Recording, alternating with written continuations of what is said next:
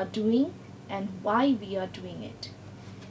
Aims are necessary to assess the outcomes or results of the educative activity. Again, clear determination of educational aim can only ensure development of life in the right direction towards reaching the goal. Lastly, it provides continuity and significance to education because without aim, it is very difficult to unfold new dimension of knowledge, develop new capacities in the individual. So here we have presented the different classification of aims of education. We can classify the general aims of education under 6 broad categories. They are individual aim, social aim, liberal aim, vocational aim, harmonious development aim, and complete living as an aim of education. So firstly, what is individual aim of education? So the name itself presents that this aim of education actually emphasizes the development of every individual in the society. So this aim actually believes that the success of education depends on the development of highest potentialities of the individual. Therefore, maximum opportunities should be made available to each and every individual for developing their all-round possibilities, that may be physical, moral, intellectual and spiritual possibilities. So individual aim also believes that social development basically depends upon individual development.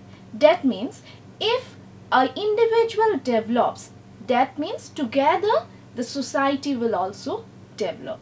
So Sir Percy Nunn, he was the chief supporter of this aim.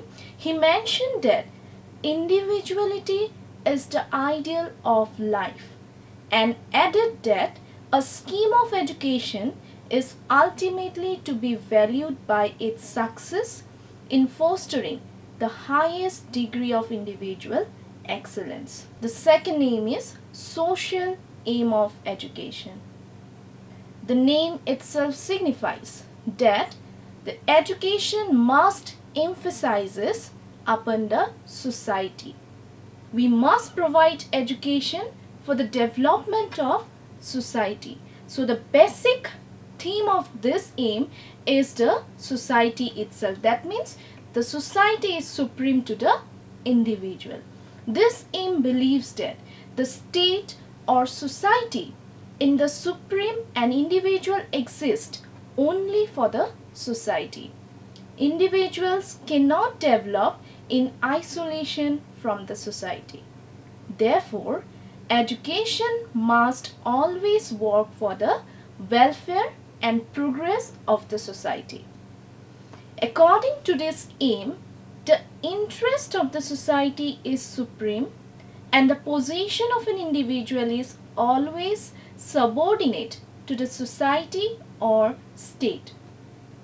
The basic philosophy of social aim is that society is the ultimate reality and the individual cannot rise above the social entity. So the chief supporter of this aim of education is John Dewey.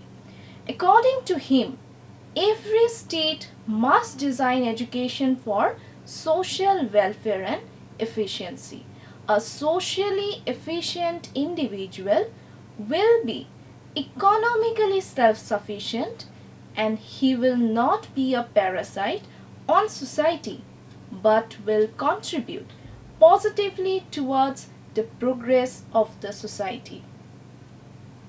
The third aim of education is the liberal aim of education.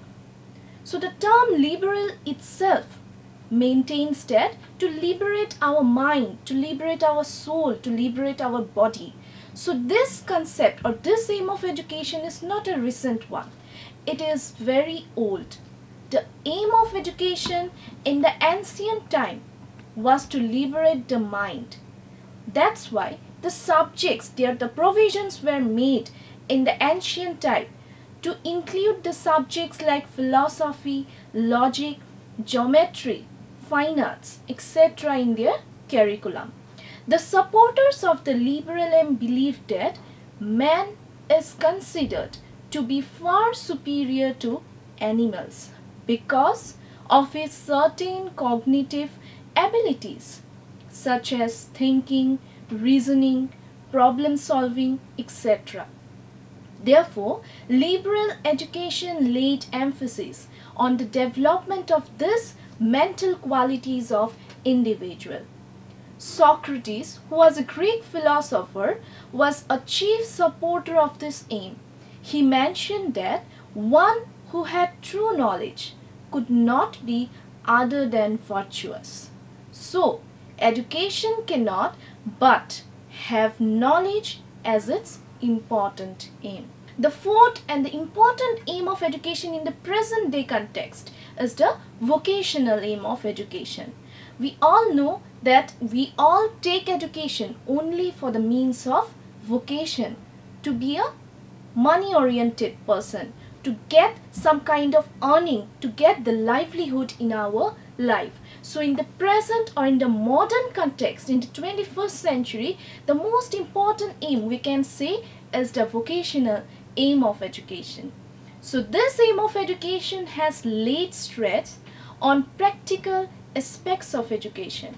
It has given importance on training in some vocation or craft so that a person can earn his own living in future life. Vocational aim is getting importance in the present times due to the following reasons. And what are the reasons? It makes one economically self-sufficient. Secondly, it strikes a balance between economic and individual progress. It prepares students for a useful life and useful occupation. Thirdly, it is essential to bridge the gap between the upper and the lower classes of the society. And finally, it develops the concept of dignity of labor among the students. The fifth aim of education is the harmonious development aim. So now what is the harmonious development aim? What it means? It means developing the psychophysical and moral qualities of an individual in a balanced and harmonious way. We know that a child inherits the faculties of body, mind, and soul. So it is the education which should establish a harmony between these three aspects or the aspects of development for emergence of an ideal personality. That means the establishment of harmony between the body, mind, and soul must be made with the help of education to build up an ideal personality in every child. Here, the Mahatma Gandhi also lays emphasis on harmonious development when he says, by education, I mean all round drawing out of the best in child and mind, body, mind, and spirit. Thus, this aim of education believes in the development of all innate powers and capabilities of the child in a harmonious way in order to produce a well-balanced personality. The sixth aim of education is complete living as an aim of education. So this aim has been formulated and expounded by Herbert Spencer. Education, according to him, should acquaint us with the laws and ways of complete living. Now, what is complete living? The concept of living implies living one's life to the full in its various aspects. We know that an individual's personality has different aspects, and every aspect of human personality should find expression through different types of activities and experiences. And for complete living as an aim, he has suggested, that means the Herbert Spencer had suggested a number of activities and certain subjects of study for children. According to Herbert Spencer, the subjects like physics, language, mathematics, geography, history, psychology, home science, music, these are the subjects which helps in the training of complete living of life. And this training in the activities help in self-preservation, rearing of offsprings, social preservation, and also leisure can be imparted through these subjects which we have already mentioned in our slide. Next, as we have already mentioned the sixth aim of education, that are the general aims of education. Now a specific aim of education in the present day, as we are the citizens of India, as we are the citizen of a democratic country, so this specific aim of education is very necessary, and that specific aim of education is nothing but aim of education in a democracy. That means how the education system of a democratic country should be provided to each and every citizen of India, not only in India, all the other democratic countries. So how the education system and what are the needs should be included in the curriculum for giving the education in a democratic country. So in this context, Secondary Education Commission has decided some aims of education by analyzing the educational needs of the Indian democracy. So these are as follows. Firstly, the education for democratic citizenship. It means that education should be provided to every individual to build up a character of a good citizen. Firstly, the education in every institution must be provided so that every child can build up their personality as a good citizen of the country. So, it should be the aim of education to train all students to develop qualities which are of great importance to discharge their duties as a democratic citizen.